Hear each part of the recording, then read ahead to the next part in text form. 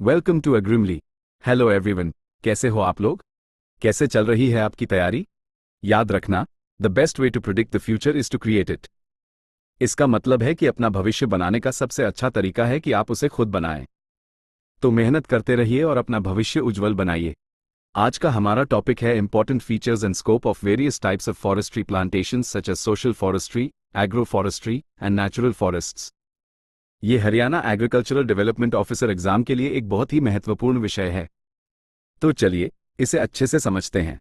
Agro forestry, concept, features and significance. तो हमारा पहला प्रश्न है, what is agro forestry? Explain it's concept, features and significance. Introduction. सबसे पहले समझते हैं कि एग्रो फॉरेस्ट्री आखिर है क्या। एग्रो फॉरेस्ट्री एक टिकाऊ भूमि उपयोग प्रणाली है, मतलब a sustainable land use practice है। इसमें एक ही जमीन पर पेड़ों, फसलों और कभी कभी पशुओं को एक साथ रखा जाता है। इससे संसाधनों का बेहतर इस्तेमाल होता है। ये बात ध्यान से समझो। एग्रो फॉरेस्ट्री का मतलब है agriculture plus forestry. Definition food and agriculture organization के अनुसार एग्रो फॉरेस्ट्री एक ऐसा सामूहिक नाम है उन लैंड यूज सिस्टम्स के लिए जहां लकड़ी वाले बारहमासी पौधों यानी वुडी पेरेनियल्स को जानबूझकर फसलों या जानवरों के साथ एक ही जमीन पर उगाया जाता है। इसे याद रखना, ये स्टैंडर्ड डेफिनेशन है। फीचर्स। अब देखते हैं इसकी विशेषताएं क्या हैं।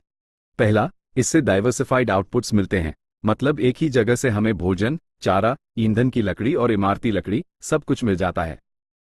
दूसरा, ये सॉइल फर्टिलिटी यानी मिट्टी की उर्वरता को बढ़ाता है। कैसे? कुछ पेड़ जैसे लुकना लुकसेफला हवा से नाइट्रोजन लेकर मिट्टी में फिक्स करते हैं। तीसरा, ये बायोडाइवर्सिटी कंजर्वेशन यानी जैव विविधता के संरक्षण और क्लाइमेट रेगुलेशन यानी जलवायु को नियंत्रित करने में मदद करता है।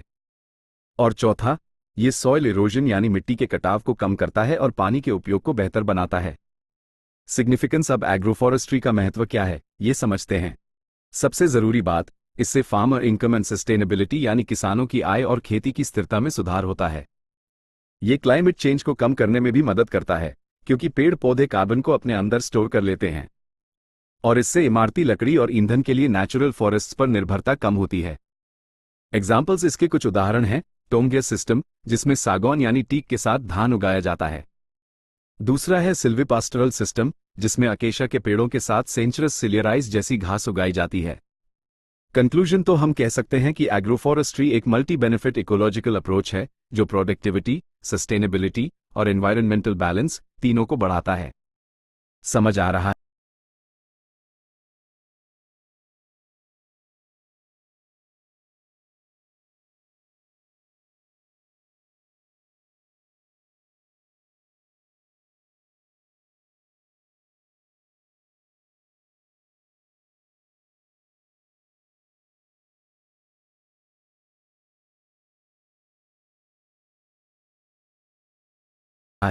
चलिए अब हम अगला प्रश्न देखते हैं। Major types of agro forestry systems. हमारा अगला सवाल है, what are the major types of agro forestry systems with suitable examples? Introduction. Agro forestry systems को मुख्य रूप से उनके कंपोनेंट्स यानी उनमें क्या क्या शामिल है, जैसे पेड़, फसल, जानवर और उनके फंक्शनल रोल्स यानी उनके कामों के आधार पर बांटा जाता है। Types of agro forestry systems. अब हम इसके प्रकारों को उदाहरण के साथ समझेंगे। पहला है एग्री सिल्वीकल्चरल सिस्टम्स। इसमें पेड़ और फसलें एक साथ होती हैं, जैसे डालबगिया सिसु यानी शीशम के साथ गेहूं और सरसों की खेती।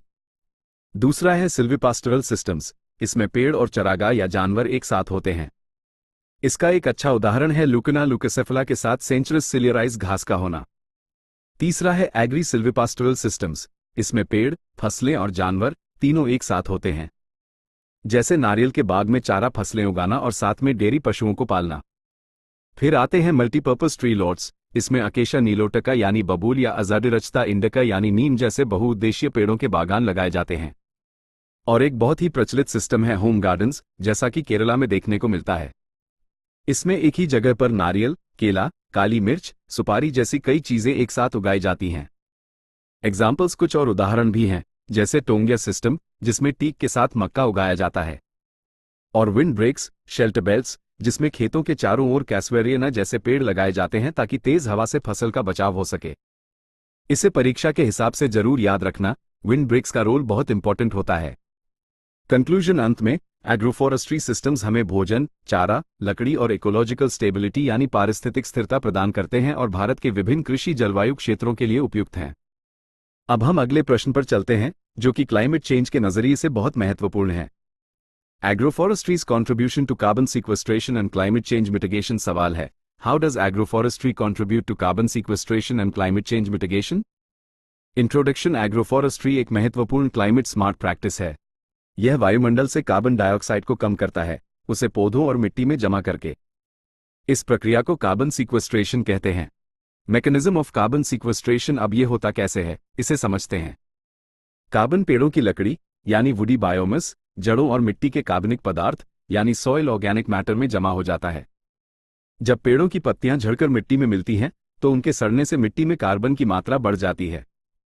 यह माइक्रोबियल एक्टिविटी को भी बढ़ाता है, जिससे लंबे समय तक कार्बन मिट्टी में जमा रहता है। फैक्ट्स और फिगर्स। कुछ आंकड़े देखते हैं जो परीक्षा के लिए बहुत जरूरी हैं। एग्रोफॉरेस्ट्री सिस्टम्स हर साल प्रति हेक्टेयर 2 to 9 मेगाग्राम्स कार्बन तक जमा कर सकते हैं।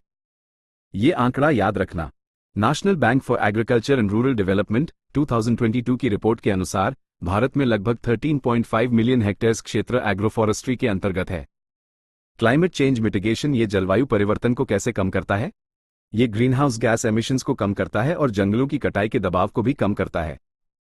ये खेती प्रणालियों को सूखा या बाढ़ जैसी स्थितियों के प्रति अधिक लचीला यानी रेजिलिएंट बनाता है। और ईंधन की लकड़ी के माध्यम से यह रिन्यूएबल एनर्जी का एक स्रोत भी बनता है। एग्जाम्पल्स। उदाहरण के तौर पर हरियाणा और पंजाब में पॉपुलर बेस्ड एग्रोफॉरेस्ट्री में बहुत अधिक कार्बन जमा होता है। इसी तरह एली क्रॉपिंग से मिट्टी में कार्बन सीक्वेस्ट्रेशन बेहतर होता है।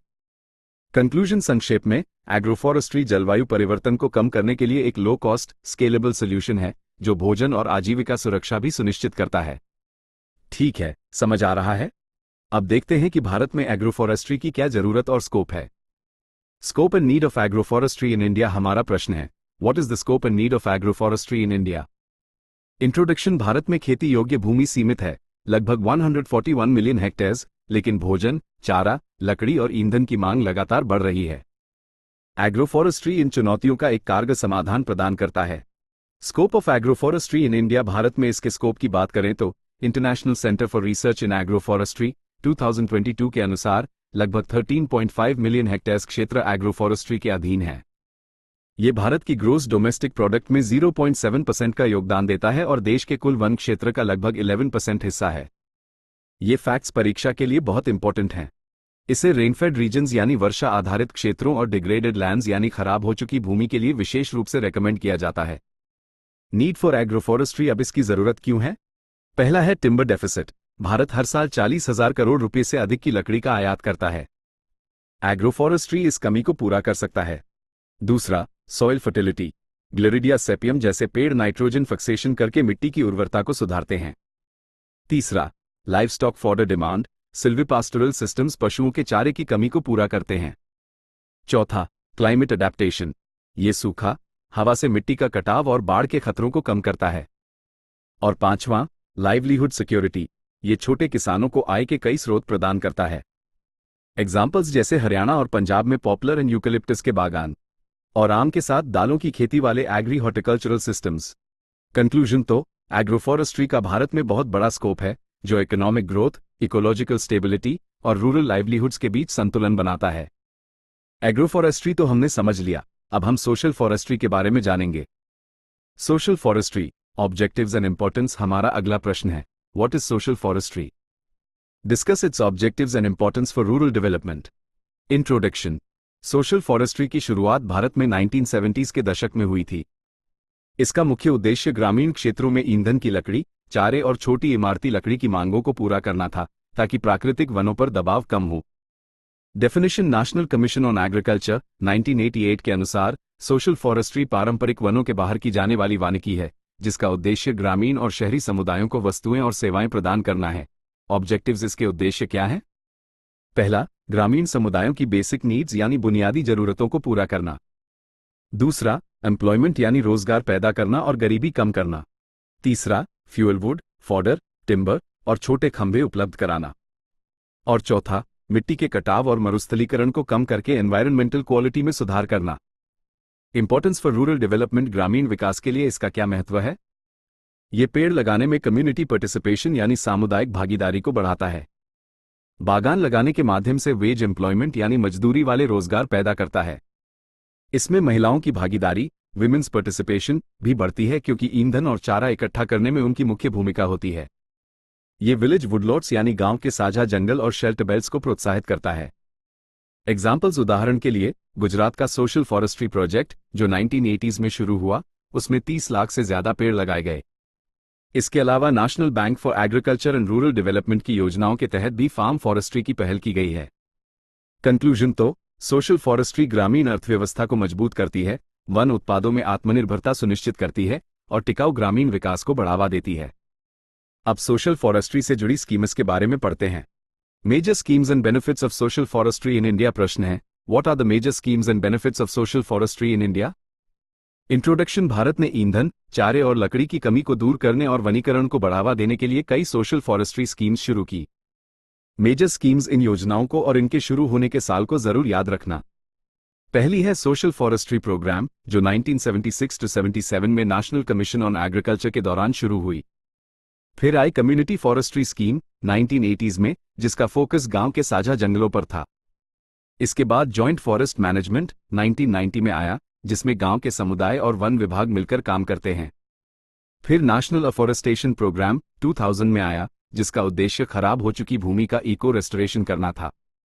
और हाल ही में ग्रीन इंडिया मिशन 2014 में, जो national action plan on climate change का हिस्सा है, और इसका लक्ष्य 5 मिलियन हेक्टेयर्स में वनीकरण करना है। Benefits of social forestry. अब इसके फायदे क्या हैं?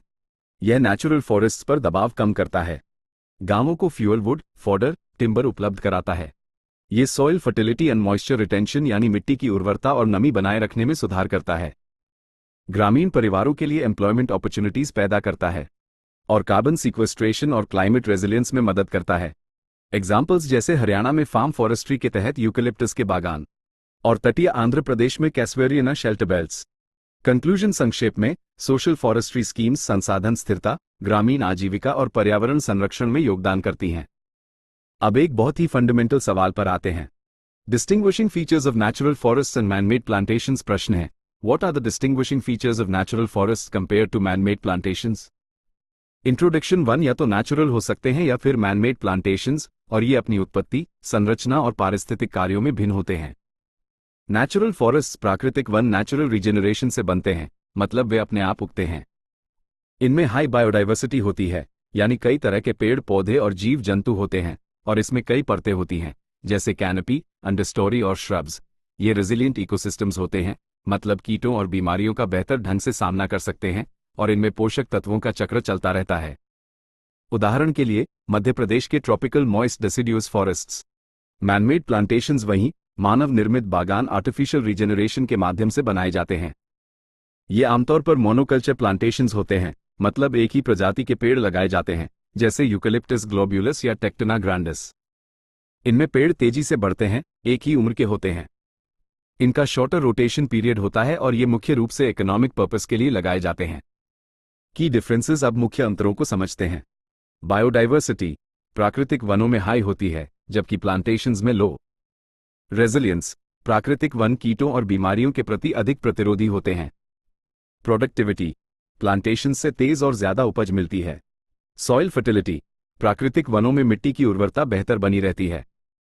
कंक्लूजन। निष्कर्ष यह है कि नेचुरल फॉरेस्ट्स और प्लांटेशंस दोनों ही महत्वपूर्ण हैं, लेकिन बायोडाइवर्सिटी कंजर्वेशन और इकोनॉमिक टिम्बर प्रोडक्शन के बीच संतुलन बनाना आवश्यक है। और अब हमारा आज का आखिरी सवाल, difference between social forestry and agro forestry. सवाल है, what is the difference between social forestry and agro forestry? ये एक बहुत ही कॉमन क्वेश्चन है, इसे ध्यान से समझना। इंट्रोडक्शन। दोनों प्रणालियों में पेड़ लगाना शामिल है, लेकिन उनके उद्देश्यों, प्रबंधन और लाभार्थियों में अंतर है। सोशल फॉरेस्ट्री, इसका उद्देश्य कम्युनिटी नीड्स यानी समुदाय की जरूरतों को पूरा करना है। इसका focus fuel wood, fodder, small timber पर होता है। इसका प्रबंधन गवर्नमेंट या कम्युनिटी ऑर्गेनाइजेशंस द्वारा किया जाता है। इसके उदाहरण हैं विलेज वुडलॉट्स और road side plantations. Agro forestry, इसका उद्देश्य फार्म प्रोडक्टिविटी एंड सस्टेनेबिलिटी यानी खेत की उत्पादकता और स्थिरता को बढ़ाना है। इसमें ट्रीज, क्रॉप्स एंड लाइवस्टॉक का एकीकरण होता है। इसका प्रबंधन इंडिविजुअल फार्मर्स यानी व्यक्तिगत किसानों द्वारा किया जाता है। इसके उदाहरण हैं पॉपुलर विद व्हीट या कोकोनट विद पेपर। की डिफरेंसेस। अब इनके मुख्य अंतरों को एक एक करके देखते हैं। ऑब्जेक्टिव, सोशल फॉरेस्ट्री का उद्देश्य सोशल वेलफेयर है, जबकि एग्रोफॉरेस्ट्री का farm income. Scale, social forestry समुदाय आधारित यानी कम्युनिटी बेस्ड है, जबकि एग्रोफॉरेस्ट्री खेत आधारित यानी फार्म बेस्ड है। आउटपुट, सोशल फॉरेस्ट्री से दैनिक जरूरतें पूरी होती हैं, जबकि एग्रोफॉरेस्ट्री से कमर्शियल और इकोलॉजिकल दोनों तरह के लाभ मिलते हैं। कंक्लूजन तो, जहां सोशल फॉरेस्ट्री कम्युनिटी फोकस्ड है, वहीं एग्रोफॉरेस्ट्री फार्म फोकस्ड है।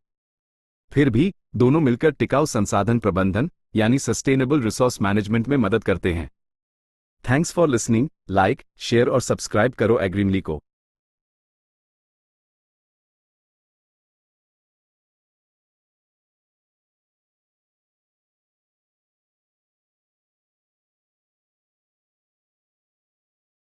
Prepare for your agriculture exam with us. For agriculture education, download our Agrimly app from the Google Play Store. If you find this video useful, then surely like and share with others. By doing so, you can help spread the valuable content to a wider students. Do subscribe to the Agrimly YouTube channel so that you would get timely notification of other such valuable videos.